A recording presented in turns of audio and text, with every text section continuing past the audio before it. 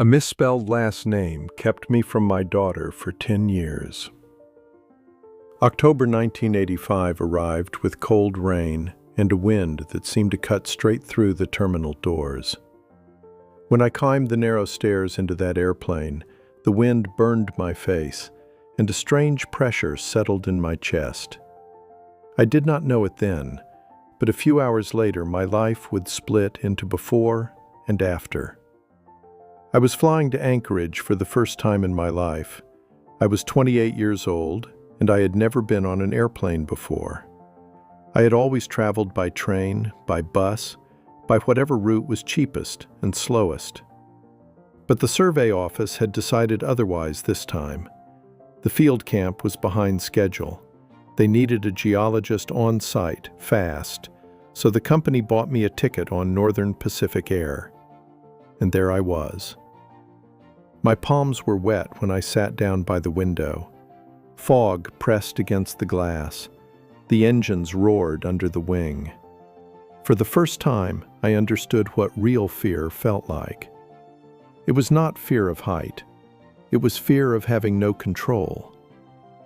"Are you doing all right?" a woman's voice asked. I turned. She was standing in the aisle beside me. She wore the flight attendant uniform as if it had been made for her and for no one else. It did not look like a costume or a job requirement. It looked like it belonged to her. She was tall, slender, with wheat blonde hair pinned into a neat bun. But what struck me most were her eyes, gray-blue with little golden sparks in them. There was such genuine concern in those eyes that the lump in my throat tightened even more. "I'm okay," I forced out, my voice rough. "It's just, this is my first flight." She smiled, and the whole world lit up. There was a small beauty mark above her upper lip, just a little to the left. I noticed it in that first second. That image burned itself into my memory so deeply that all the years that followed could not erase it. "Let me bring you some water," she said. "It'll help." When she returned with the glass, our fingers touched. I cannot explain what happened. It was as if an electric current ran across my skin. She flinched slightly. I felt goosebumps rush up my arms. Our eyes met, and time stopped. It lasted only a moment, but I felt as if I had fallen into those eyes and drowned there. "Thank you," I whispered. She nodded and moved on to the other passengers. But several times during the flight, I caught her looking at me. She would glance my way, then quickly turn away when our eyes met. The plane took off. I gripped the armrest so hard my knuckles turned white. My heart pounded like it was trying to escape my chest. But whenever she passed by, whenever her sleeve brushed my shoulder by accident, I grew calmer. It was strange. Her presence beside me soothed me more than any words could have. My name is Michael Carver. Back then, in 1985, I worked as a geologist. I spent months at a time in remote field camps in Alaska, looking for ore in places where the nearest town could be 200 miles away, and the only connection to the outside world was a bush plane that brought mail once a week. It was a simple, rough kind of life.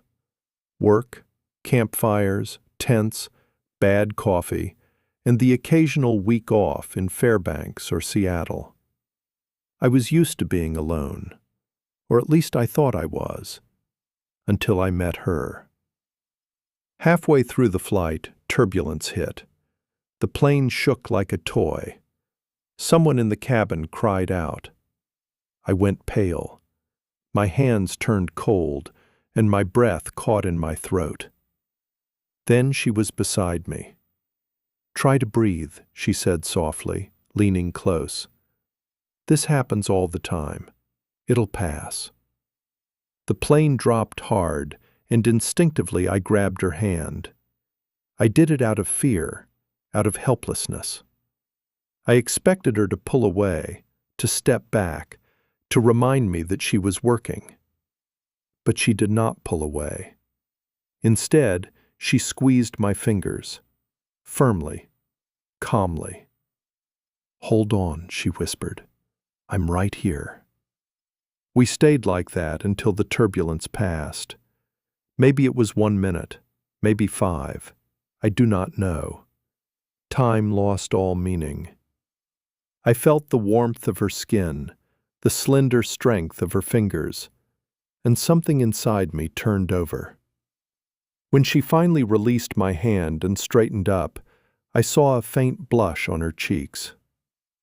"What's your name?" I asked before she could walk away. She glanced around, making sure the senior attendant was not watching too closely, then answered quickly, "Emily." "Emily," I said, barely above a whisper. "Could I see you after we land?" She froze. Doubt flickered across her face, then something that looked almost like hope. "I'm staying in Anchorage tonight," she said quietly. "Return flight in the morning." "I'm staying too," I said, although I had planned to leave for the field office right away. "The Anchorage Grand Hotel. Maybe we could have dinner?" She smiled again, and that light came back, the kind that made my heart beat faster. "All right," she said quietly. Then she walked away. I spent the rest of the flight as if I were sitting on needles. I stared out the window. Below us, clouds drifted past, then endless dark forests, rivers like silver threads, mountains rising through the mist. But I did not see the beauty. I thought only of her, of how she had held my hand, of how she had looked at me, of that small beauty mark above her lip, of how 2 hours on an airplane had turned my life upside down. We met that evening in the hotel lobby. She had changed out of her uniform. She wore a simple blue dress, and her hair was loose, falling over her shoulders in a golden wave. I stood there in my only good shirt, holding a small bouquet of chrysanthemums I had bought from an old woman near the entrance, and I felt like a nervous boy on his first date. "You came," she said, and there was joy in her voice. "Did you think I wouldn't?" I asked. "A little," she admitted, taking the flowers. "They're beautiful." We went to the hotel restaurant and ordered something simple. I do not remember what we ate. I remember only that we talked for hours. She told me how she had wanted to fly since childhood, how she had gone through flight attendant training, how she loved seeing the earth from above. I told her about the Alaskan backcountry, about finding a vein of ore and realizing that you were looking at the hidden treasure of the earth itself. We laughed. We argued. Sometimes we fell silent, and in those silences we looked into each other's eyes. Something between us rang like a tightened string. When the restaurant closed, we went outside. The October night was cold. I gave her my jacket. She did not refuse it. We walked through the quiet streets of Anchorage, and I felt it with an absolute certainty. This was the thing people wrote books about and sang songs about. Call it whatever you want. Love at first sight. Love at first touch. I only knew it felt real. At the door to her room, we stopped. She turned to me, and in her eyes I saw the same thing I felt inside myself: fear and hope. "Michael," she whispered, "I don't usually do things like this." I did not rush her. I only stepped closer. Then I leaned down and kissed her. Carefully, gently, as if one careless movement could break the moment. She kissed me back. And in that kiss there was everything: fear, joy, desperate tenderness, and the feeling that we had known each other for longer than one evening. We spent that night together. I will not describe the details. Some things belong only to the people who lived them. I will only say this: we talked until dawn. We lay side by side, and I ran my fingers through her hair and listened to her breathing. and I knew I had found the one person meant for me. At dawn, when the sky outside the window turned gray, she wrote down my address. Alaska Geological Survey Field Camp, outside Fairbanks. I wrote down hers. Seattle, Pine Street. Her handwriting was beautiful, rounded, careful. "I'll write," I promised, kissing her hands. "Every week." "So will I," she whispered. "You'll come back?" "In 3 months," I said. "When my rotation ends, I'll come to you." "To Seattle?" "To you." She held me so tightly it almost hurt. I understood then that she was afraid to let me go. "Michael Carver," she said, as if checking the name. "I'll find you if I have to." "You will," I said. "I promise." We parted outside the hotel. She left for the airport in a crew van. I went to the bus station, where I would start the long trip to the field office. The last thing I saw was her turning in the van window and waving her hand. That picture stayed with me forever. I went into the Alaska wilderness carrying her image in my heart.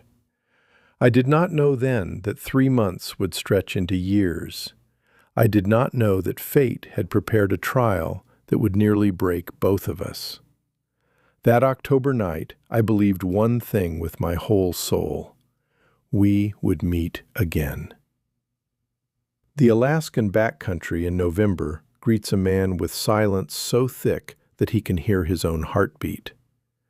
I returned to camp 2 days after that night, and the first thing I did was write to her. I sat in a bunkhouse by the yellow light of a kerosene lamp, at a table scarred by the knives of men who had worked there before me, and I wrote on thin paper. I wrote that I missed her, that I remembered every minute of our night, that I was counting the days until I could see her again. My hands trembled, not from cold, but from feeling. I had never known how to write beautifully, but for her I tried to choose every word so that she would feel it. I remember. I live because of this. Emily, I think about you every second. Time moves slowly out here, but I know every day brings me closer to you. Wait for me. Yours, Michael. I sealed the envelope and wrote the address. Seattle, Pine Street, Emily. A week later, the bush plane took the mail. I watched it rise over the trees, and my chest tightened. My letter was flying to her across thousands of miles. Soon she would read it. Soon she would know I had not forgotten. A week passed, then another. I waited for the plane like a holiday, hoping it would bring her answer. But there was no mail for me. Too early, I told myself. Letters take time. She will get mine and write back right away. So I wrote a second letter, then a third. I told her about work, about a promising molybdenum vein we had found, about how I sat by the fire at night and looked at the stars and saw her eyes in them. The other men laughed. "Carver's in love, huh? Writing letters like a schoolboy." I only smiled. Let them laugh. They did not know what it meant to find a person who becomes the meaning of everything. But no answer came. December buried the field camp in snow. The cold dropped past 40 below. We worked in conditions that made your fingers go numb inside double gloves. But one thought kept me warm. Soon the rotation would end. Soon I would see her. Every time the mail plane landed, I was the first man at the office door. "Any letters?" I would ask. And every time the camp manager shook his head. "Nothing for you, Carver." I did not understand why she was not writing. Maybe I had written the address wrong. Maybe the mail had been lost. Or maybe Maybe she had forgotten me. That thought cut like a knife, but I drove it away. No, it could not be. What happened between us could not be forgotten. At night, lying on a narrow bunk in the dark, I remembered every detail of her. The way she laughed, the way she looked at me when I kissed her, the way she had squeezed my hand during the turbulence, the way she whispered my name. Those memories were the only thing that kept me from going mad in that frozen white hell.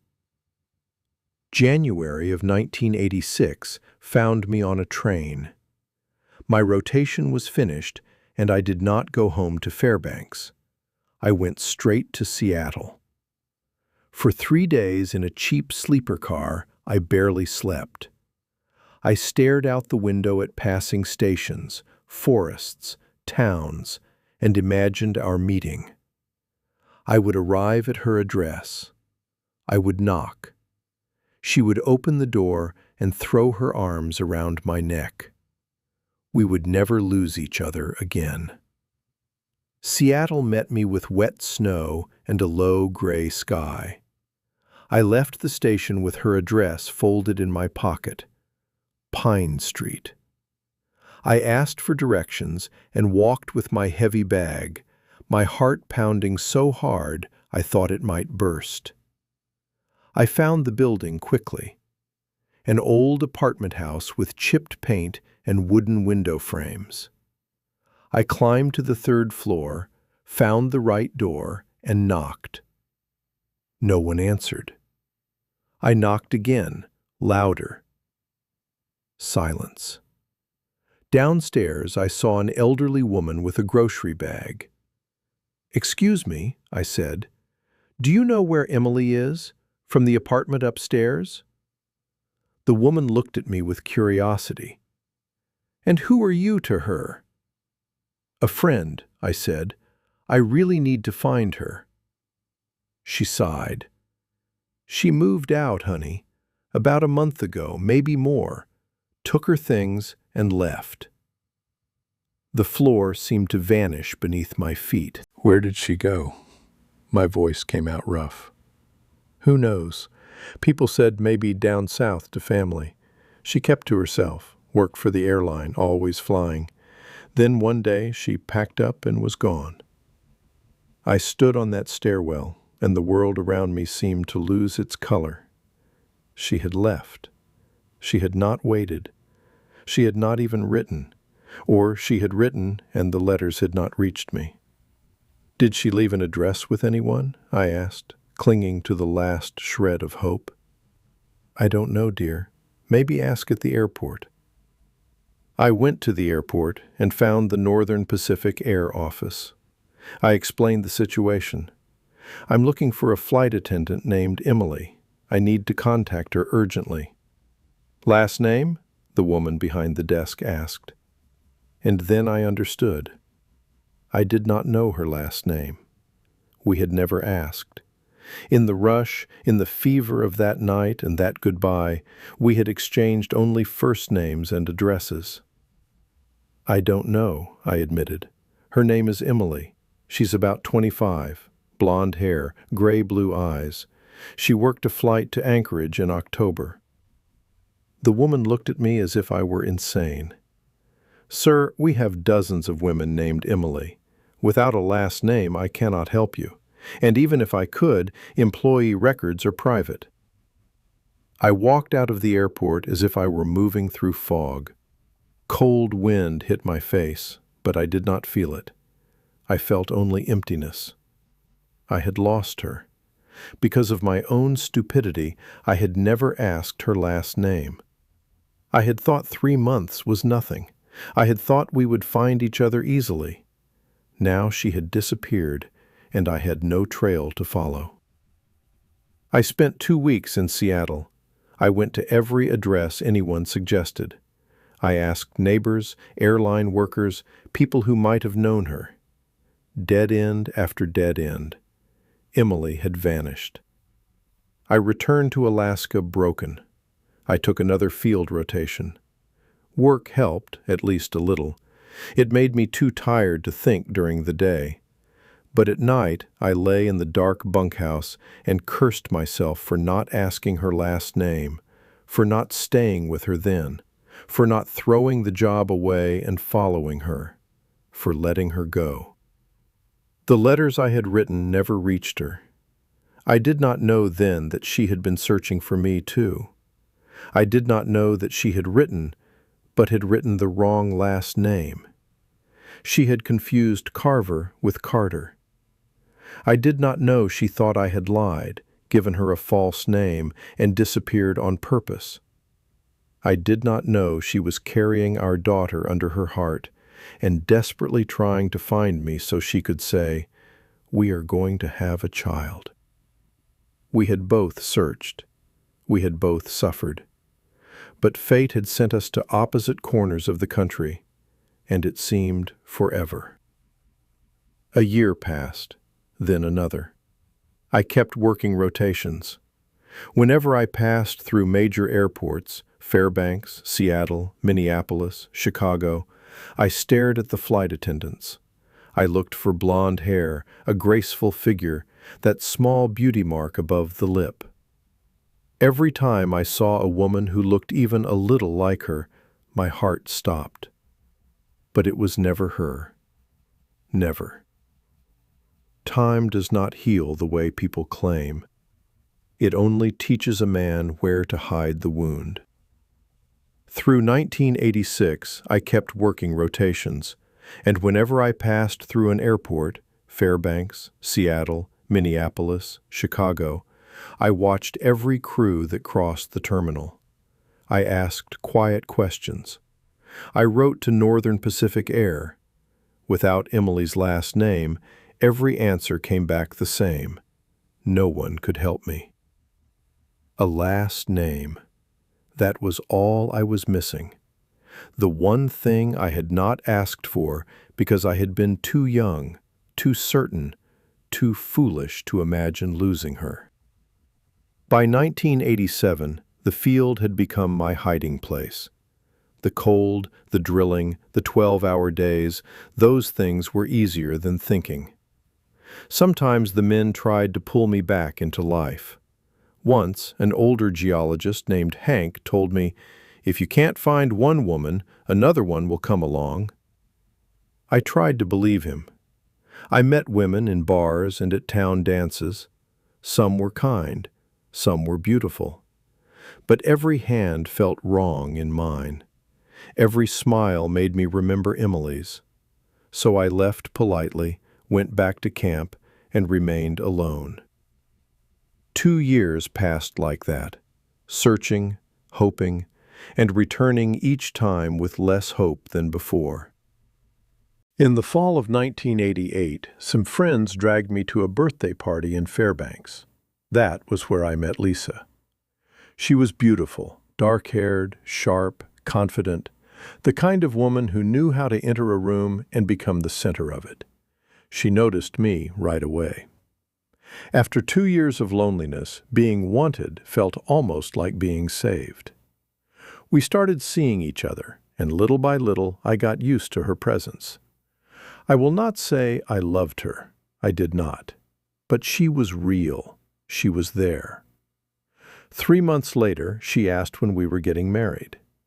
I knew there was no love between us, but I was tired of chasing a ghost. Maybe, I told myself, this was what adult life was supposed to be. Not fire, not fate, just a tolerable arrangement between two lonely people. So I said yes. At the courthouse, while Lisa stood beside me in white, I thought of a flight 2 years earlier, of a stranger holding my hand during turbulence, and of the moment my world had turned over. Then I signed the papers anyway. At first, she tried. She cooked, cleaned, greeted me with a smile when I came home from the field. But very soon I understood. Lisa was interested less in me than in my paycheck. She constantly asked for things: a fur coat, gold earrings, crystal for the cabinet, new furniture. I gave her money and did not argue. What else was I supposed to do? Fight? But the worst part was that there was no warmth between us. Even our private life felt cold and dutiful. She played the role of wife, and I played the role of husband. We both endured the marriage because that was what people were supposed to do. After 6 months, Lisa began to complain. "You're always gone," she said. "I sit here alone like an idiot. What kind of husband is that?" "I work," I said. "I earn money for us." "For us?" she scoffed. "What family, Michael? You disappear for months. I didn't get married just to eat dinner alone." I had no answer. How could I explain that the field was my life? That in the wilderness I did not have to pretend to be happy? She complained to her mother and to friends. I heard things. "I married a geologist and now I suffer." I was not angry. In a way, she was right. She needed a different kind of man. A city man. A man with a car, an apartment downtown, a predictable schedule. I was a wanderer, living between camp and town, with an emptiness in my heart that no woman could fill except the one I had lost. We tried to have children, but nothing happened. Lisa saw doctors. I was examined too. The doctors shrugged. Everything looked normal. It just was not happening. Maybe it was mercy. Children should not be born into a home without love. They feel it. I worked, came home, handed over money, and left again. Lisa spent, demanded, and remained unhappy with everything. Month by month, I felt more clearly that we were strangers. Completely foreign people joined only by a stamp on a document. At night, when she slept, I went out on the balcony, smoked, and looked at the sky. I thought of Emily. Where was she? Had she married? Had she had children? Was she happy?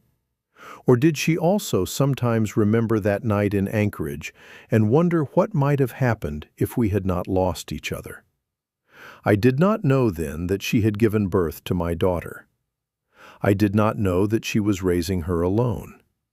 I did not know she had moved to San Diego because the child needed sea air.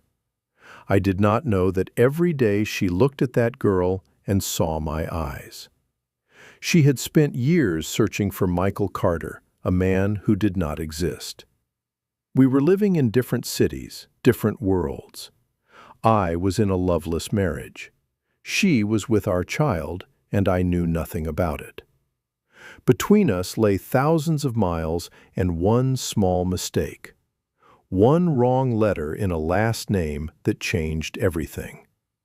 But fate, as it turned out, was not finished with us. It was only waiting for the right hour. I learned Emily's side of the story much later, when we finally met again, and she told me through tears, through the pain she had carried for 10 years. When I listened, my heart nearly tore itself apart. While I was searching for her, she had been searching for me. While I married someone else out of loneliness, she was raising our daughter alone, in secret from almost everyone.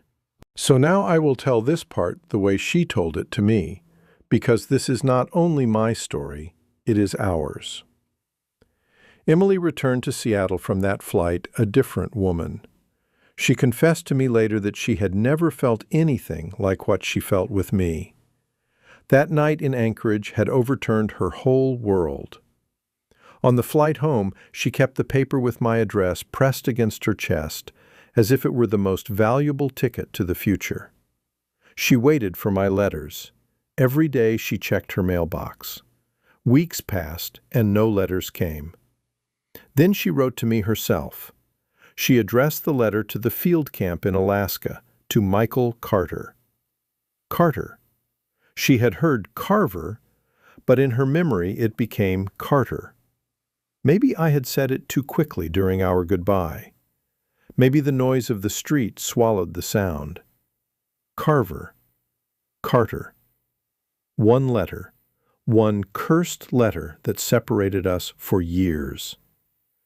Her letter reached the camp office, but there was no Michael Carter there. It was returned to her with a stamp, addressee unknown. Emily looked at the envelope and thought the thing that broke her heart. He lied to me. He gave me a false name. For him, it had only been a passing romance. She cried at night. Then, a month after our meeting, she found out she was pregnant. Imagine it. 25 years old, unmarried, living alone in Seattle, working as a flight attendant, pregnant by a man she had known for one night and could not find. Her parents were gone. She had almost no family. Friends tried to talk sense into her. Emily, be realistic. You barely know this man, and you don't even know how to reach him.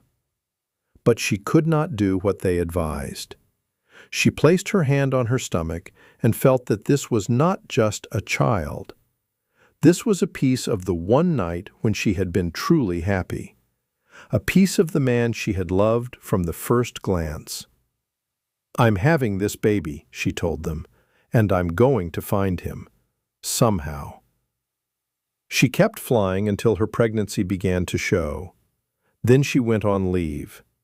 She sat in a small apartment, knitted baby things, and thought of me. She still believed she could find me. She wrote to geological offices across Alaska asking if they had a Michael Carter, a 28-year-old geologist. The answers came back negative. She could not understand it. Part of her thought I was hiding on purpose, that I did not want her to find me. Still, she did not stop. In July of 1986, she gave birth to a daughter. The baby was tiny, with delicate fingers and a soft blonde fuzz on her head. The nurse said, "She's healthy, a strong little girl." Emily took her in her arms and looked into that small face, and her heart tightened. The eyes. Our daughter had my eyes, dark brown with long lashes. She named her Katie. Catherine on the birth certificate, Katie at home. She chose it because it sounded strong and kind, a name for a girl who would have to fight her way through life. Emily returned to her apartment with a baby in her arms. Alone. No husband, no help. Some neighbors judged her. People judge easily when they have never had to carry another person's pain. But Emily ignored them. She rocked Katie at night, sang lullabies, and every time she looked at our daughter, she thought of me. "Where are you, Michael?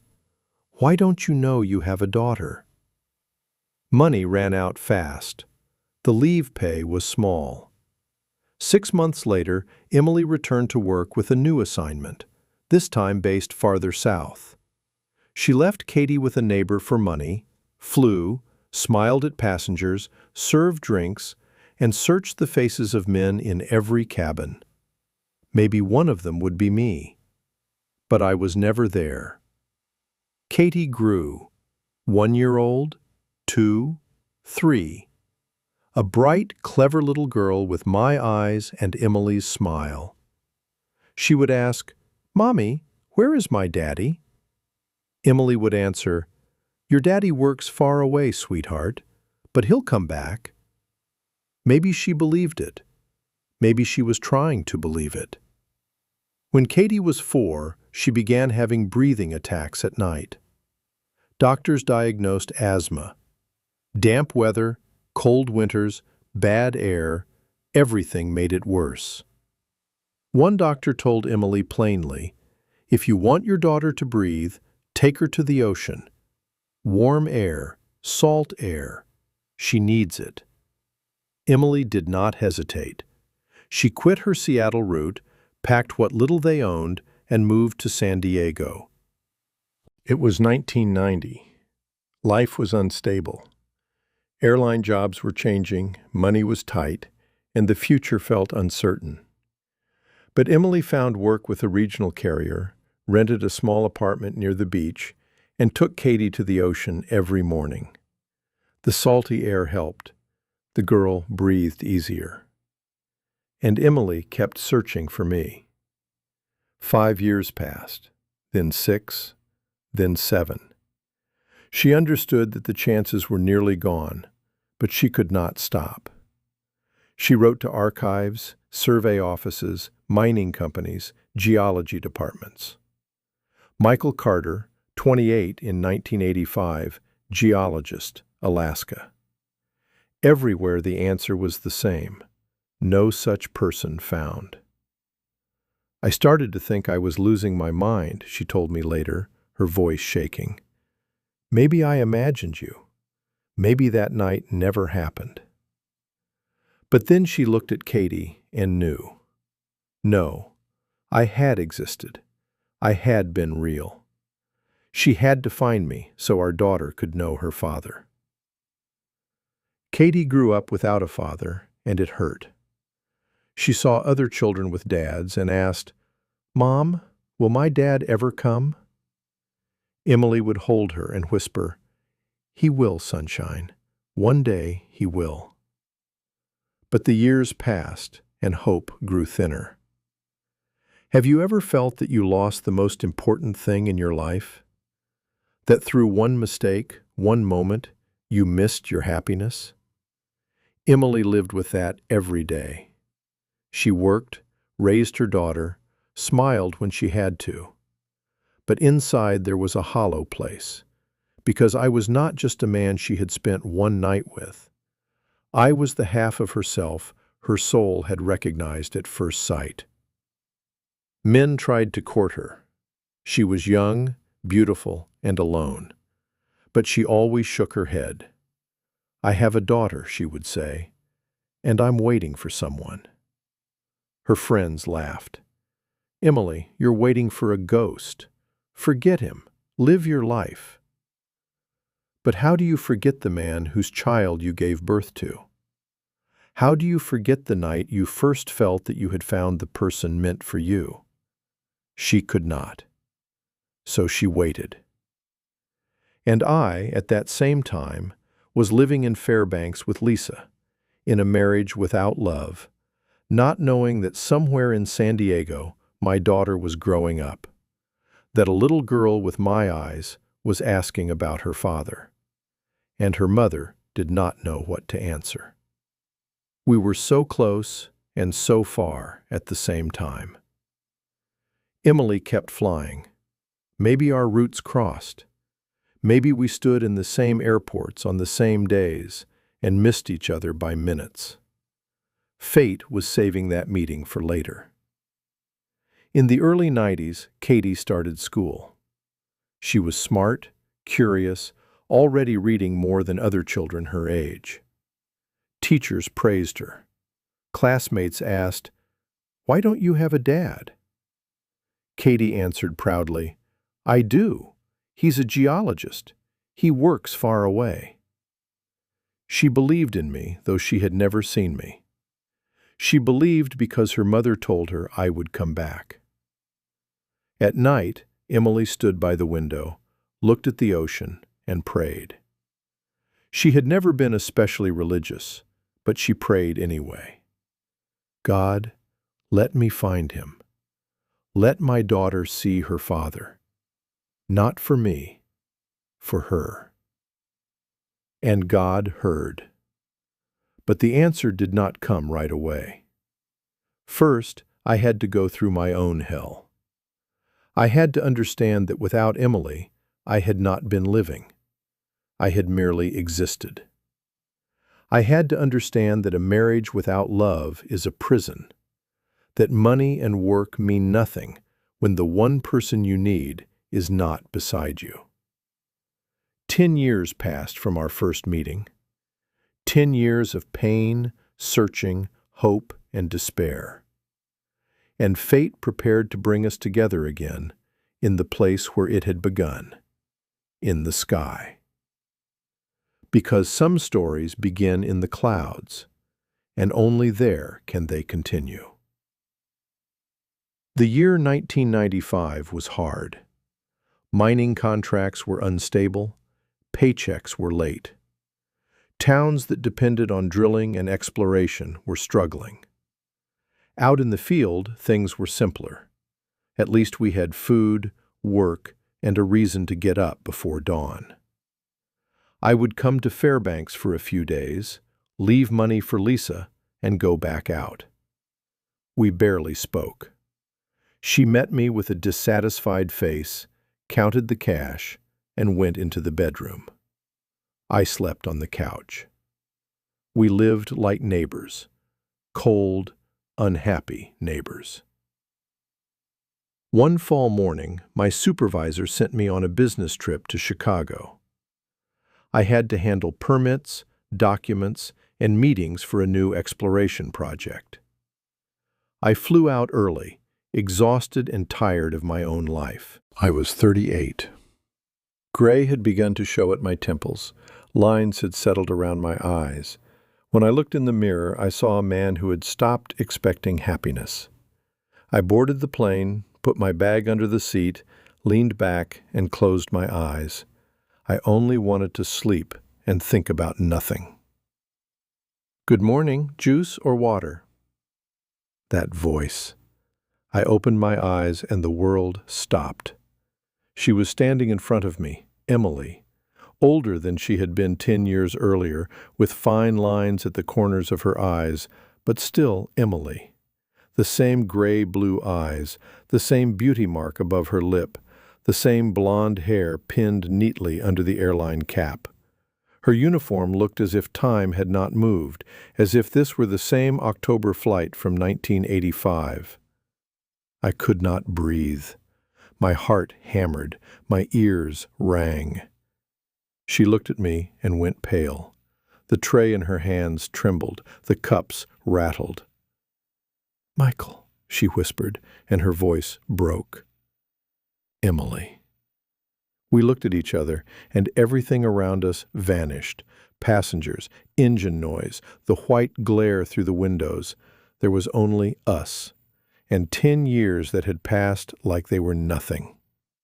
She set the tray on the empty seat beside me and pressed a hand to her mouth. Her eyes filled with tears.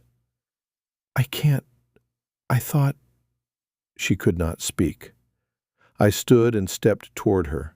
I wanted to pull her into my arms, but she stepped back and looked over her shoulder. The senior attendant was watching with a frown.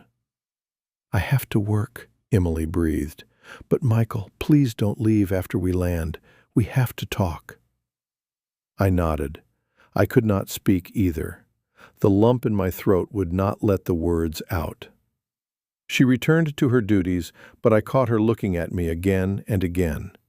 In those glances there was pain, joy, despair, everything at once. I sat gripping the armrests, unable to understand what was happening. For 10 years I had searched for her. For 10 years I had thought she was lost forever. And now she was here, in the same kind of airplane, standing in front of me as if fate had finally grown tired of cruelty and offered a second chance. The flight lasted forever. I could not eat, drink, or read. I could only watch her. She was thinner than before. There was fatigue in her face. But she was still beautiful, still mine, though I had no right to say that. When the plane landed in Chicago, I waited until every passenger had left. Emily came back when the cabin was empty. She sat in the seat beside me. Her hands were shaking. "I looked for you," she said, and tears rolled down her cheeks. 10 years, Michael. I wrote letters. I searched through offices, unions, records. Michael Carter. There was nobody. I froze. "Carter?" "You told me Carter." She stared at me, confused. "Carver," I whispered.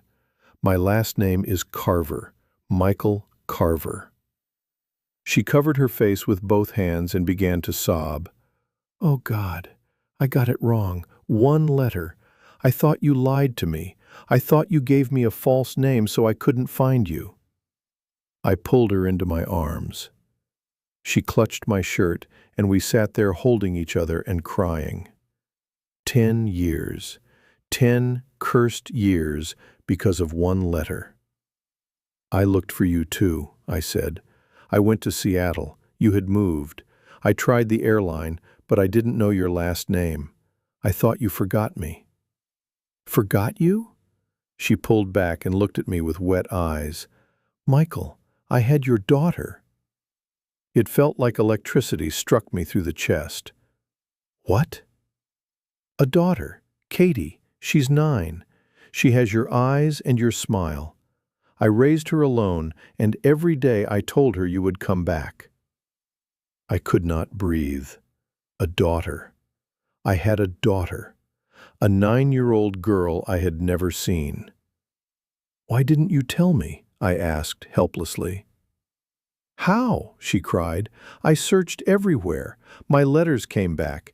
Every office said there was no Michael Carter. I thought you didn't want to be found. I held her again and buried my face in her hair. It smelled the same, faintly sweet, like apples and clean linen. And in that scent, 10 years collapsed into nothing. I was 28 again, terrified on an airplane, holding the hand of the first woman I had ever truly loved. Where are you? I asked hoarsely. Where do you live? San Diego. Katie's asthma was bad. Doctor said she needed the ocean. I moved there years ago. I fly regional routes now. I want to see her, I said. My daughter. I need to see her. Emily looked at me for a long time. Pain entered her eyes. Are you free? She asked. The question hung in the air. I understood that the answer would change everything. I'm married, I forced out. She recoiled as if I had struck her.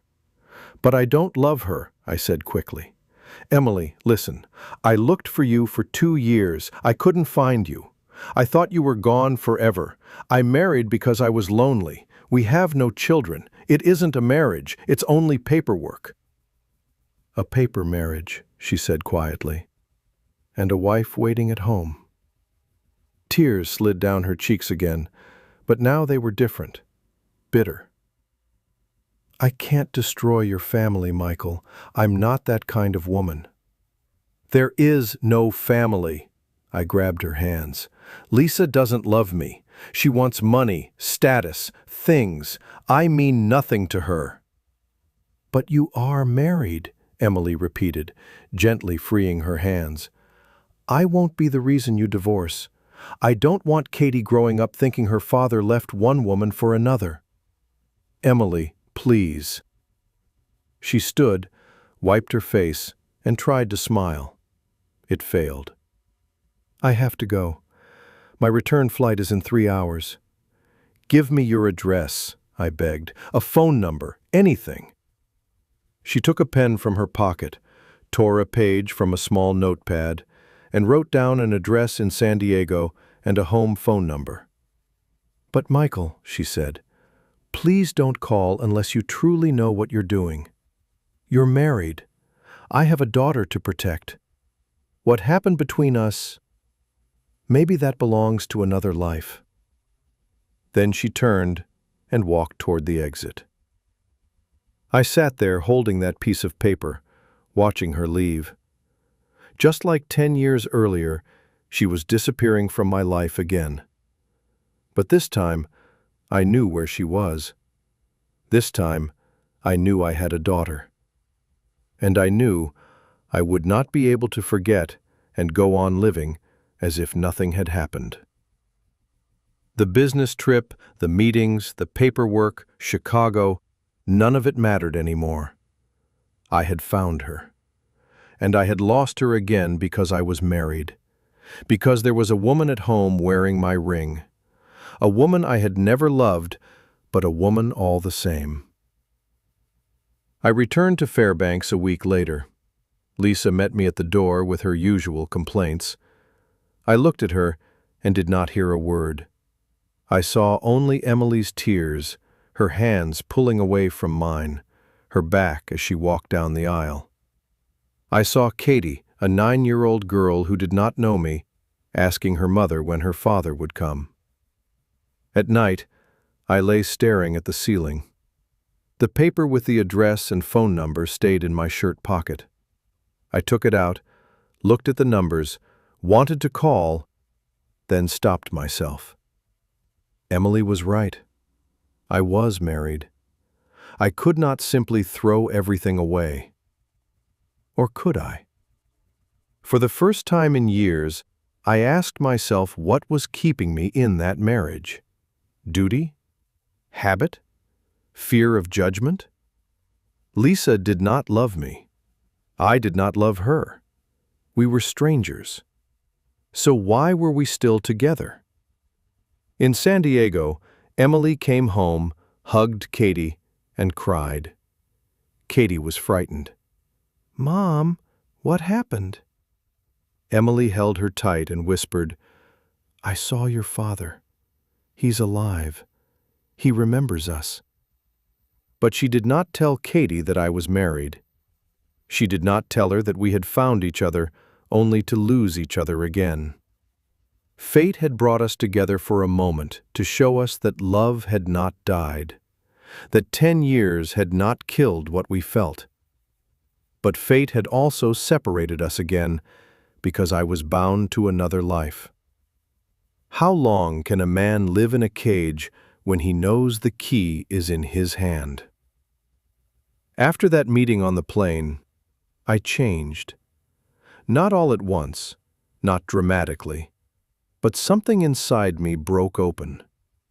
It was as if a wall I had spent years building around my heart had cracked, and through that crack came everything I had hidden: pain, longing, and the knowledge that I was not living my own life. I returned to Fairbanks as a different man. Before, I had endured. I kept silent when Lisa criticized my work. I nodded when she demanded money. I fell asleep on the couch thinking, well, this is life. But now Emily lived inside my chest again. Her tears, her voice, the words, "We have a daughter." Every complaint from Lisa cut into me. Every cold glance filled me with disgust. Lisa noticed before I said anything. Women sense such things. "You're hiding something," she said one evening while I sat at the kitchen table, staring out the window. "No," I said without turning. "You're lying. Your eyes are different. Did you meet someone?" I turned toward her. She stood in the doorway wearing a robe, curlers in her hair. In her eyes there was not fear of losing me. There was anger. Anger that I had changed without her permission. "Yes," I said quietly. "I met the woman I've been looking for my whole life." She went pale. Then her face twisted. "What woman? You're married, Michael. You have a wife." "I have a marriage certificate," I said. "That is not the same as a marriage. You know it as well as I do. There was never love between us." She grabbed the first thing her hand found, a cup from the counter, and threw it against the wall. It shattered across the floor. "I waited through 7 years of your field work," she shouted. 7 years alone, and you tell me there was no love?" "You waited for my paycheck," I said tiredly. "Not for me. Money, coats, jewelry, furniture, that's what you waited for." She raised her hand to slap me, but I caught her wrist. She pulled away. "So who is she?"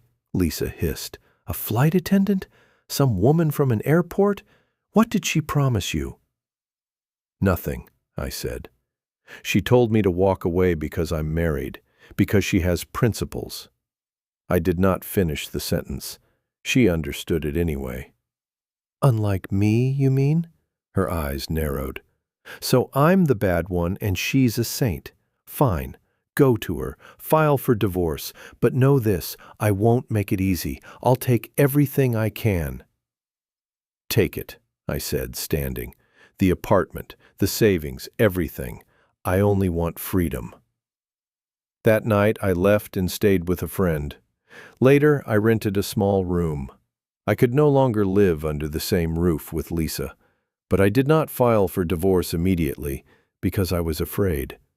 Afraid that if I divorced and went to Emily, she would still refuse me, that she would say it was too late, that she did not want to disrupt Katie's life with the sudden appearance of a father. Then I would have nothing. Months passed in a suspended state. I worked field rotations, came back, gave Lisa money, and slept in my rented room. We barely spoke. We met only to settle practical matters. She looked at me with hatred. I looked at her with indifference. The marriage was dead. It only needed to be buried officially. Then fate decided for me. In the spring of 1996, Lisa came to my rented room.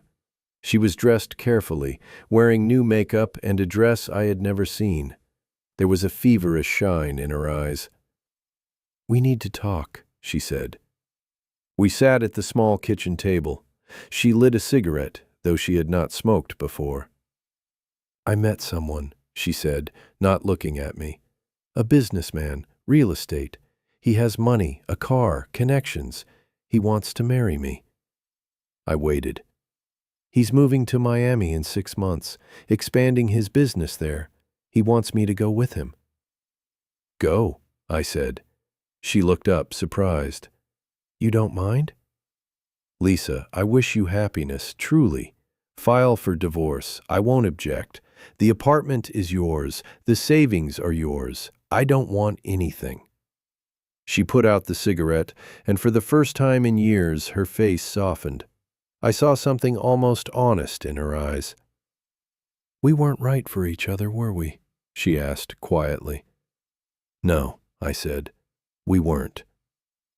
"You really love that woman? The one from the plane?" I nodded. "All my life, since the first moment, until my last day." Lisa gave a sad little smile. "Lucky her. I don't think I know how to love like that. For me, it was always more about what a man could provide than who he was." "That doesn't make you evil," I said. "It just makes you different. You'll find someone who gives you the life you want." "Maybe." She stood. "I'll file the papers. In a month, it'll be over." After she left, I sat in the kitchen and felt a weight slide from my shoulders. Divorce. At last, I would be free. The process went quickly. Lisa did not demand anything extra. Her new man was apparently wealthy enough that my savings looked small to her. A month later, I held the divorce papers in my hands and stared at the stamp. That was it. I was no longer married. Nothing tied me to that past life. That summer, Lisa moved to Miami. I drove her to the airport, not out of love, but out of basic decency. She waved before going through security, and I saw relief on her face. She had been freed from me, too. From that dead marriage. From a life that had never suited her. And I was glad for her. I remained alone, no wife, no apartment, nothing but a rented room, my work, and a folded piece of paper with a San Diego address that I kept in my shirt pocket, close to my heart. Now I could go to Emily. Now I was free. But fear did not let go. Almost a year had passed since the meeting on the plane. What if she had decided to forget me? What if she had met someone else? What if she could not forgive me for taking so long? I wrote letters and tore them up without sending them. I dialed the phone number and hung up before it rang. I was afraid. For the first time in my life, I was not afraid of wilderness, cold, or danger. I was afraid to hear her say, "Don't come. It's too late, Michael." Then I understood something simple. If I did not go, I would regret it until the end of my life. If I did not try, I would never know. Living with "what if" is worse than living with refusal. In the fall of 1996, I asked for a long leave. My supervisor was surprised. I had almost never asked for time off. But he approved a month. 1 month to find Emily. 1 month to see my daughter. 1 month to try to return to what I had lost 10 years before. I bought a train ticket to San Diego and packed lightly. Before leaving, I stood in front of the mirror. Gray at my temples, lines around my eyes, hands rough from field work. I was not young anymore. I was 39. Emily was 36. Katie was 10. So many years had passed. So much had been lost. But it could not be too late if love was still alive. The train pulled out, and platforms, towns, and fields began to slide past the window. I traveled across the country toward the ocean, toward the woman I had loved my whole life, toward the daughter I had never seen. I did not know whether she would accept me, but I knew one thing. I had to try. Because without Emily, I had not lived.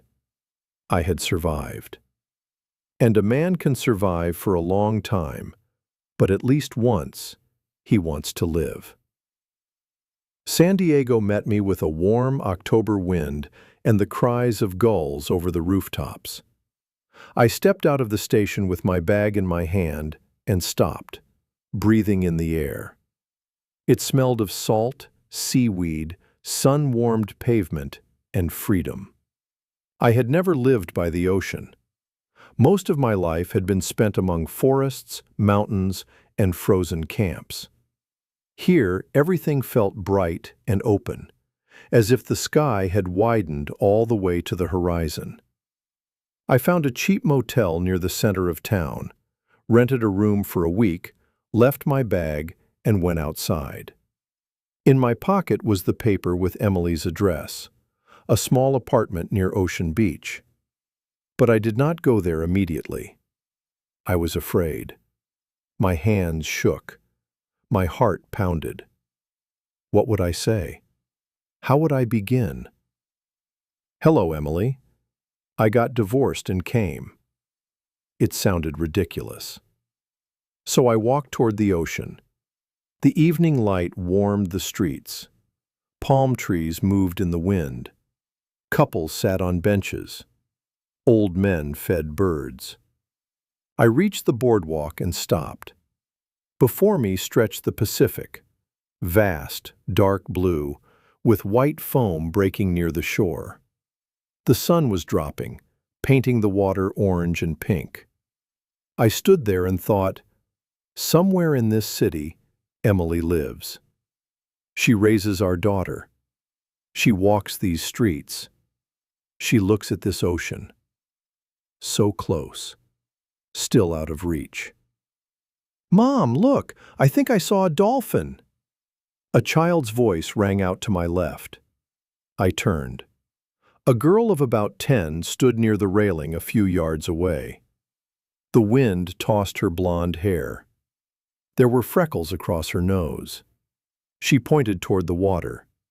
Beside her stood a woman. Emily. Time stopped. She wore a simple coat, her hair loose around her shoulders. She was smiling at the girl, pointing toward the waves. That same smile I had remembered for 10 years. That same beauty mark above her lip. And the girl, Katie, my daughter. My legs almost gave way. I gripped the railing, unable to move. She was so close, I could have called her name. But my voice stuck in my throat. Then Katie turned, and I saw her face. My eyes, dark brown with long lashes. My mouth, my chin. She looked so much like me that there was no room for doubt. This was my daughter, my blood, my little girl whom I had not seen for the first 10 years of her life. Tears burned my eyes. I gripped the railing so hard my knuckles went white. Katie said something to her mother, and they began walking along the boardwalk toward me. I still did not move. I stood rooted in place and watched them come closer. My heart beat so violently that I could hear it in my ears. They came level with me. Emily was looking at Katie, telling her something.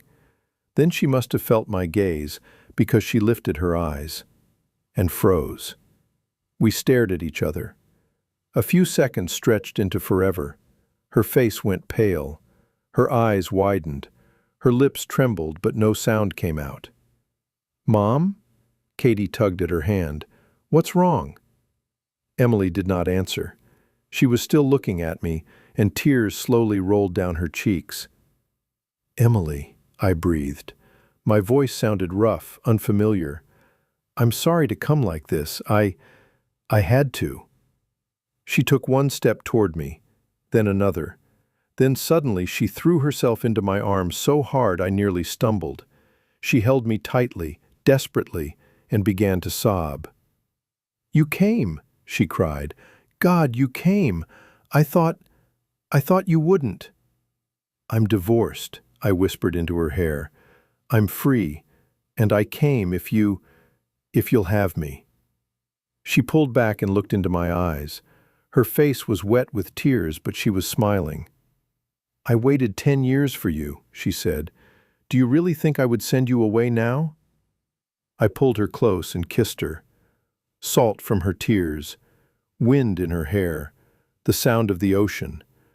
This woman in my arms had always been mine, even when miles and years stood between us. "Mom?" We broke the kiss. Katie stood a few feet away, confused, her eyes wide.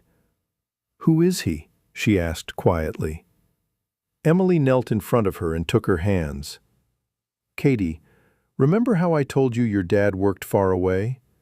Remember how I said he would come back one day?" Katie nodded, not taking her eyes off me. "This is him. This is your father, Michael." I lowered myself to my knees before my daughter. I looked at her, and the lump in my throat would not let me speak. My girl, my little girl. I had missed every day of her life. "Katie," I managed at last, "I'm sorry. I'm so sorry I wasn't there. I searched for you and your mother for a long time, and now I found you. I will never leave again if you let me be your dad." She looked at me carefully, seriously, almost like an adult. Then she reached out and touched my face. "You have lines around your eyes like me when I squint in the mirror," she said. "Mom said I have your eyes. Is that true?" I took her small hand and pressed it to my cheek. "It's true. You are beautiful, Katie, the most beautiful girl in the world." And then she put her arms around my neck. Not confidently at first, carefully, as if she was afraid I might disappear. I held her close, and the tears came. I cried while holding my daughter for the first time in 10 years, and I did not care that people on the boardwalk were watching. Let them watch. Let them see a man hold his child for the first time. The three of us sat by the railing until the sun disappeared and the first stars came out over the water.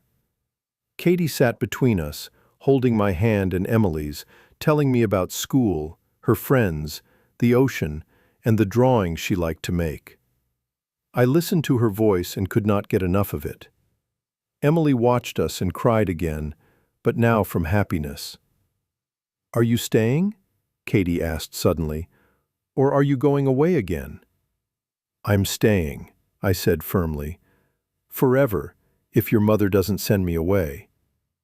"I won't," Emily whispered, resting her head on my shoulder. "Never." We went to their home, a small 2-bedroom apartment on the 4th floor of an old building. Modest, but warm. Emily made tea and set out cookies. Katie showed me her drawings, her school books, her collection of shells. I sat at the table, drank tea, and felt something I had never truly had. A home.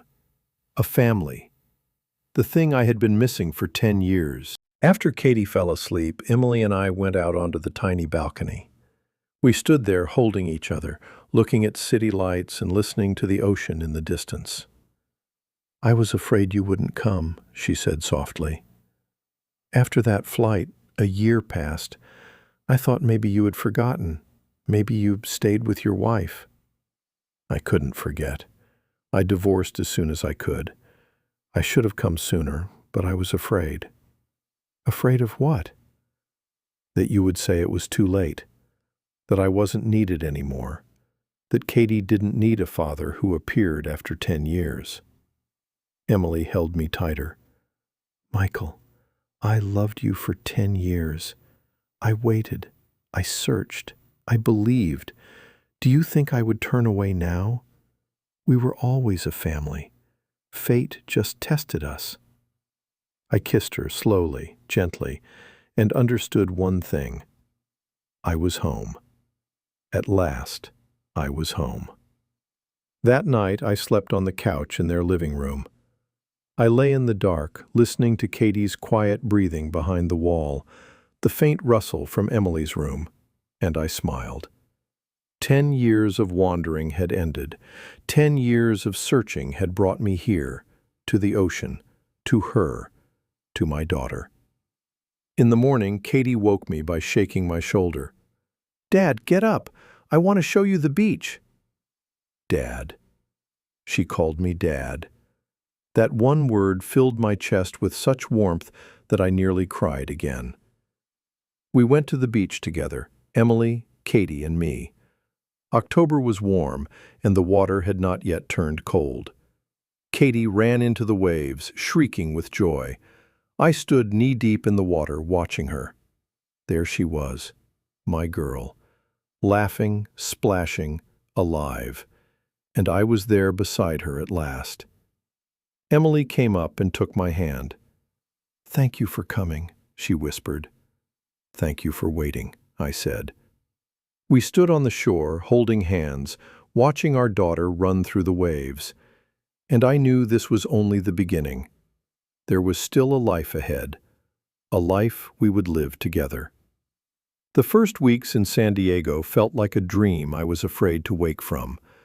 I would open my eyes on the couch in their apartment and hear Emily making breakfast in the kitchen, hear Katie getting ready for school, and every time I froze for a second, afraid it would vanish. Afraid I would wake up in a freezing bunkhouse or in that rented room in Fairbanks. But no, this was real. My new life. Katie adjusted to me slowly. At first, she was cautious. She watched me from the corner of her eye, as if checking whether I would disappear again. I understood. She had lived 10 years without a father, and suddenly I was there, a strange man her mother called Dad. I did not rush her. I helped with homework. I walked her to school. We took evening walks. I told her about Alaska, about geology, about bears, mountains, northern lights, and camps under the stars. She listened with wide eyes and slowly began to thaw. One evening, 3 weeks after I arrived, she climbed into my lap while I was sitting on the balcony. "Dad," she said quietly, and I knew that this was not her testing the word anymore. This time, it was real. "Are you really not going to leave again?" I held her close. "Really, Katie, I found you and your mother. I'm not letting either of you go." "What if the field calls you back?" "It won't." I resigned. "I'll work here, close to you." She pressed herself against me. "I'm glad you came. All the girls at school have dads who walk with them. I was the only one who didn't. Now I'm not alone." My breath caught. 10 years she had lived without a father. 10 years watching other children with parents and feeling different. That was my pain to carry now. "You will never be alone again," I whispered. "I promise." I found work with a geology department in San Diego. The position was modest, the salary smaller than field work, but I was near my family. I left in the morning and came home in the evening. We ate dinner together. I tucked Katie into bed. I kissed Emily in the kitchen while she washed dishes. An ordinary life. Simple. And more beautiful than any riches. 6 months later, I proposed to Emily on the same boardwalk where we had found each other again. The ocean was gold at sunset, and my hands shook when I took out the small silver ring I could afford. I lost you once, I told her, and I will not waste another day pretending I can live without you. Be my wife. She covered her mouth, crying and smiling at the same time. Then she dropped to her knees in front of me and whispered, "Yes, Michael, 1,000 times yes." We married in the fall of 1997 in a small courthouse near the coast. Emily wore a simple white dress. Katie stood beside us with flowers in her hands. When I placed the ring on Emily's finger, Katie clapped and said, "Now we're a real family." And for the first time in my life, I believed those words completely. A year later, Emily became pregnant. She told me on a spring morning, laughing and crying in the doorway, and I held her as if the whole world had finally forgiven us. In December of 1998, our son was born. We named him Andrew. When the nurse placed him in my arms, I cried for the child I was seeing from his first minutes, and for Katie, whom I had missed for 10 years. Katie loved him instantly. She sang to him, rocked his stroller, and became the kind of big sister every child should have. The years flew by. The years moved quickly after that. Katie grew up, graduated, and went to college with my eyes and Emily's stubborn heart. Andrew became restless and curious, always asking how things worked. Emily kept flying shorter routes, and I worked in San Diego, never taking assignments that kept me away for long. We still lived simply, often crowded around the same small table in the same small apartment. But every evening there was noise, laughter, arguments, homework, dinner, and ordinary life. That was happiness, real happiness. 15 years after I came to San Diego, Katie had a family of her own. Andrew was chasing the sea, and Emily and I found ourselves walking the boardwalk again, hand in hand, older but somehow young where it mattered. If someone had told me in 1985 that so many years would pass before we were together, Emily once said, I wouldn't have believed I could survive it. But you did, I said, kissing her hand. We both did. Sometimes I wonder, she said, what if we hadn't lost each other? What if I had written your last name correctly? Then everything would have been easier, I said, but maybe it would not have been as precious. Without those 10 years of pain, maybe we would not have valued these years of happiness so fiercely. She leaned against me. You're right. Every tear led to this. Every day of searching brought me closer to you. I held her and looked out over the water. The sun was setting, painting the sky pink and gold. Gulls circled above the waves. Far away, a ship left a white trail behind it. I lived a long life. I saw forests and cities, field camps and offices, loneliness cold enough to freeze the soul, and love warm enough to bring it back to life. But only here, beside the ocean, with Emily near me, was I truly alive. And if anyone asked whether I regretted anything, I would say no. Not even the 10 years of separation, because they made me who I became. They taught me to value love. They proved that true feeling does not die. If two people are meant for each other, fate will find a way to bring them together sooner or later. Emily and I lived a long, happy life together. We raised our children, held our grandchildren, grew old side by side, and loved each other more with every year. And every time I looked at her, gray-haired now, with wrinkles around her eyes, but still as beautiful as the first day, I thanked fate.